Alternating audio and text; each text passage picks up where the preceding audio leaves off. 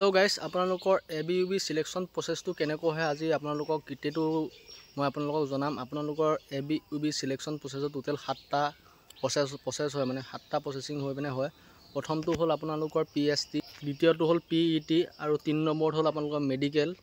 তাৰপিছতে আপোনালোকৰ 4 নম্বৰত হ'ল ৰিটেন টেষ্ট আৰু তাৰপিছতে আপোনালোকৰ হ'ল অৰেল আৰু ভাইভা।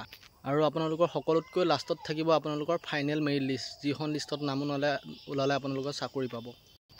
আৰু আপোনালোকে এই 7টা প্ৰচেছ পাৰ কৰিলেই গোটেইখিনি চাকৰি পাব। মানে এই 7টা কথা কৈছোঁ, এই গোটেইকেইটা প্ৰচেছ পাৰ কৰিলে আপোনালোকে ABUBত চাকৰি পাব। প্ৰথমতে আপোনালোকক মই কোৱালিফিকেশ্যনটোৰ বিষয়ে জনাই লওঁ। ABৰ কাৰণে আপোনালোকক লাগিব মেট্ৰিক পাছ, যেনে 10 পাছ, আৰু UBৰ কাৰণে লাগিব আপোনালোকৰ হাই ছেকেণ্ডেৰী পাছ। ABUBৰ কাৰণে আপোনালোকৰ কোনো পাৰ্চেণ্টেজৰ প্ৰয়োজন নহয়। বহুতে কমেণ্ট কৰি সুধিছে পাৰ্চেণ্টেজ লাগিব নেকি? নাই, কোনো পাৰ্চেণ্টেজৰ প্ৰয়োজন নাই। আপোনালোকে 3rd ডিভিজন পালেও এপ্লাই কৰিব পাৰিব AB বা UBত। খালি ABৰ কাৰণে মেট্ৰিক পাছ লাগে আৰু UBৰ কাৰণে আপোনালোকক হাই ছেকেণ্ডেৰী পাছ লাগে। আৰু বয়সটোৰ কথা কওঁ, বয়সটো আপোনালোকৰ জেনেৰেলৰ হ'ল 25লৈকে থাকে ABUBত, আৰু OBC হ'ল 25, মানে 3% মানে বেছি, 3 বছৰ মানে বেছিকৈ পায় OBC, 3 বছৰ বেছিকৈ পোৱা মানে আপোনালোকৰ OBC 28লৈকে থাকিব। আৰু SC ST আপোনালোকৰ 5 বছৰ এক্সট্ৰা পায়, যিটো মানে 5 বছৰ এক্সট্ৰা আপোনাৰ 25 বছৰ থাকিলে 30 বছৰলৈকে SC ST এপ্লাই কৰিব পাৰে।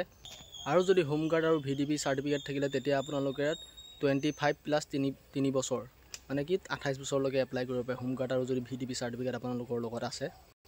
প্ৰথম যেতিয়া আপোনালোকে ইণ্টাৰভিউ দিব যাব, তেতিয়া আপোনালোকৰ এডমিটখন চাই পিনে আপোনালোকৰ ফিজিকেল ষ্টেণ্ডাৰ্ড টেষ্টত সোমোৱাই দিয়া হ'ব। ফিজিকেল ষ্টেণ্ডাৰ্ড টেষ্টত আপোনালোকে কি চাব? হাইট চাব, ৱেটটো চাই, ৱেটটো নেচায়ো বাৰু, ৱেটটো নেচায়, মোৰ মতেতো আমাৰ বাৰত চোৱা নাছিলে। হাইট চাব, তাৰপিছত চেষ্ট চাব, তাৰপিছত তেনেকৈ সেইটো চাই হোৱাৰ পিছতে আপোনালোকে সেইটো তাতে ফিজিকেল ষ্টেণ্ডাৰ্ড টেষ্ট ক্লিয়াৰেই হৈ গ'ল। আপোনালোকৰ তাৰপিছত হ'ব আপোনালোকৰ মেডিকেল টেষ্টত বেছি একো নহয়।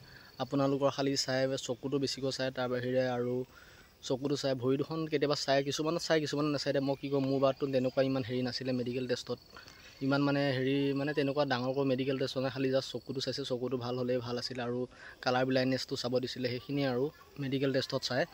তাৰপিছতে হ'ব আপোনালোকৰ ফিজিকেল ইফিচিয়েঞ্চি টেষ্ট, মানে যোনটো হ'ল ৰানিং আৰু লং জাম্প, আৰু আপোনালোকৰ ৰানিং, লং জাম্প আৰু চিন আপ। আৰু UBৰ কাৰণে আপোনালোকৰ চিন আপ নাই, আপোনালোকে জানেই। আৰু ABৰ কাৰণে আপোনালোকৰ ৰানিং, লং জাম্প আৰু চিন আপ আছে। আৰু আপোনালোকে যেতিয়া মেডিকেল টেষ্ট কৰি উঠিব, আপোনালোকৰ বুকুত এখন চিপ লগাই দিব, যিখন চিপ আপোনাৰ নম্বৰ এটাই সৈতে আৰু এখন চিপ লগাই দিব ৰানিং কৰিবৰ কাৰণে। সেই চিপখনত আপোনালোকৰ GPS টো থাকিব, যিটো আপোনালোকৰ টাইমিংটো মানে হেৰি কৰে আৰু কিমান টাইমত সোমাব পাৰে। তাৰপিছত আপোনালোকৰ দৌৰিবলৈ 20টা বা 30টা লগো আপোনালোকক দিব। তাৰপিছত প্ৰথম দৌৰি হোৱাৰ পিছতে আপোনালোকৰ 14 মিনিটৰ আগত যোন সোমাব সি কোৱালিফাই হ'ব।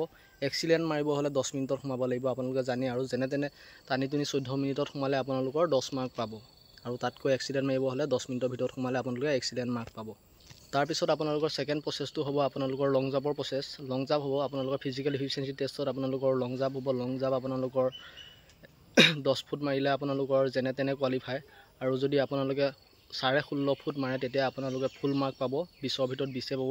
মানে ৰানিং ক্লিয়াৰ কৰি লোৱাৰ পিছতহে আপোনালোকে লং জাম্প মাৰিব পাৰিব। ৰানিং ফেইল কৰা মানে লং জাম্প বাকীকেইটা আপুনি ইভেণ্ট মানে যাব নোৱাৰিব ৰানিং ফেইল কৰাৰ লগে লগে। তাৰপিছত আপোনাৰ লং জাম্প হোৱাৰ লগে লগে আপোনালোকৰ হ'ব চিন আপ, যোনে এবিধ দিছে তেখেতলোকৰ চিন আপ হ'ব, আৰু UBৰ কাৰণে চিন আপ নাই। তাৰপিছতে সেইখিনি প্ৰচেছ হোৱাৰ লগে লগে আপোনালোকৰ এখন গোটেইটো ৰানিঙত কিমান পাইছে, ক'ত কিমান পাইছে, এখন শ্লিপ ওলাব।